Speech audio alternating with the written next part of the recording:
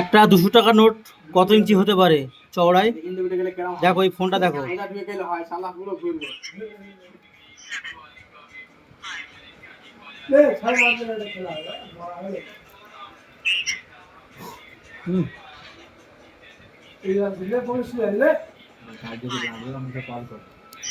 কারো যদি এরকম ফোন লাগে, ঠিক আছে, আমাকে কমেন্ট করো, তাদেরকে এরকম ফোন দেবো।